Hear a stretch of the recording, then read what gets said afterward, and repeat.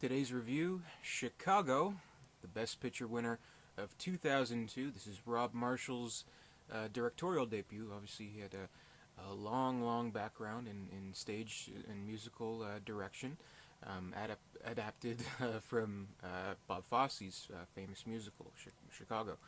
Um, this is a really good movie. I mean, I'm not a huge musical kind of person, but this is like kind of one of the ones where I'm like, yeah, I can watch this. This is good. Kind of this whole sort of revival in musicals was pretty much mm, instigated by Moulin Rouge, but that was kind of more sort of like an abstract musical. It wasn't really original song productions. It was more like one big melody or medley of music and songs, pop songs, pretty much that everyone knew. So it kind of sparked an interest in audiences to really love musicals again. So of course, what came right after was Chicago. This came just a year after. I think it already was in production when Moulin Rouge was done, but definitely Moulin Rouge, has its part in history. That was also nominated for Best Picture. This one won Best Picture. Um, yeah, I mean, like from like say an adaptation point of view, I can't really, I have never seen the stage musical version. I never went there or went to view it on Broadway or anything like that. But it is definitely very very well adapted in the music and the songs, dancing, everything like that. And kind of the challenge of a movie like this is actually in the actors themselves.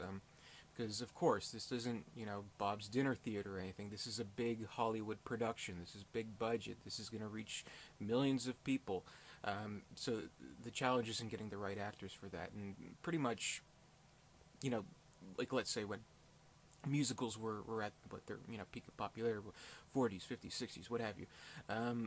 Pretty much to be an actor, well, hey, can you ride a horse? Be in westerns. Can you sing and dance? Be in musicals. That's pretty much it. But because of more modern films, that wasn't necessarily a requirement. So they had to get these actors who could convincingly sing and dance, and I think they do an excellent job. Of course, Renee Zellweger, she does kind of have a very 20s girl persona as Roxy Hart, the main character of the movie. And she, really, looks the part. She sounds the part. Her singing, dancing, very, very good. Pretty much, upstaged by the supporting role through Catherine Zeta-Jones, great Catherine Zeta-Jones in her performance. She won an Oscar. Her singing, her dancing, her voice, her attitude, everything about this movie is so great. And her, wearing those outfits, Catherine Zeta-Jones, oh my God, she's great. Oscar well deserved from her, and Richard Gere. Richard Gere playing Billy Flynn, the seedy lawyer who, if you have $5,000, he can get you off, no problem. He's great. I honestly think it's one of Richard Gere's best roles. Really, he won a Golden Globe. He wasn't nominated for an Oscar because I think they banned him from the Oscars for saying something about Tibet. You know the story. Whatever. But anyway, honestly, I think he probably should have been nominated. John C. Reilly, of course, great in a supporting role. He was also nominated for supporting actor. He's great as Roxy's husband. He has that great show-stopping number, Mr. Cellophane, which I thought was great. Queen Latifah, also nominated for an Oscar, playing Mama, the prison warden. She's great too, and her cleavage is just incredible. Incredible. Re-release this movie in 3D, please. But yeah, I mean, basically, the story itself of the movie is pretty much how criminals are romanticized and they're like kind of like blown up in the press, and they become celebrities just for being criminals. So it's kind of like a timeless sentiment, really, because you could almost equate this to something like, say, Oliver Stone's Natural Born Killers, really, when you think about it. Kind of the musical version of that, but of course this came first, technically. So it is kind of a timeless sentiment, and the movie is very clever in kind of its seedy ways, but what it is also clever in doing is kind of getting away with being a musical in kind of the modern times, because basically it is seen through Roxy Hart's point of view, and her point of view is that everything in her mind, every experience that she encounters, is seen in her eyes as a musical, basically, because she's obsessed with becoming, a Broadway star, basically. So I thought that was pretty clever, and the name a sequence, and it's great. So many great songs in this movie, of course. All that jazz to open it with Catherine Zeta-Jones. The Cell Block Tango, he had it coming. Great, love it. And Mr. Cellophane, as I mentioned, give him the old razzle dazzle. I'm listing songs from the movie because I love the songs, I really do. But it is also, very. It's a satirical movie, and it's very funny, and it's kind of own way, and like kind of poking fun at how the public will romanticize pretty much criminals, which so far off from reality, right?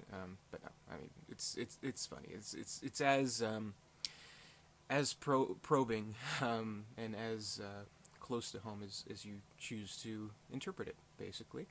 And yeah, I mean, I just think the production value is superb. Really makes you feel like you are a part of it, like a part of viewing the musical, and it is kind of showing in its way the power of what movies themselves can have over going to see a musical, because it's there permanently.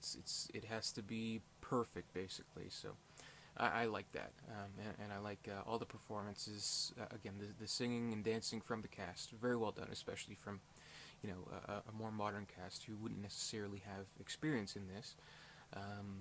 So yeah, I mean, I think it is a very entertaining and very, very good movie, and I like it. Best Picture, I don't know, maybe. Kind of the thing you have to keep in mind, because it all boils down to the politics. What? Oscars are political? Get out of here. I know. Stay with me on this.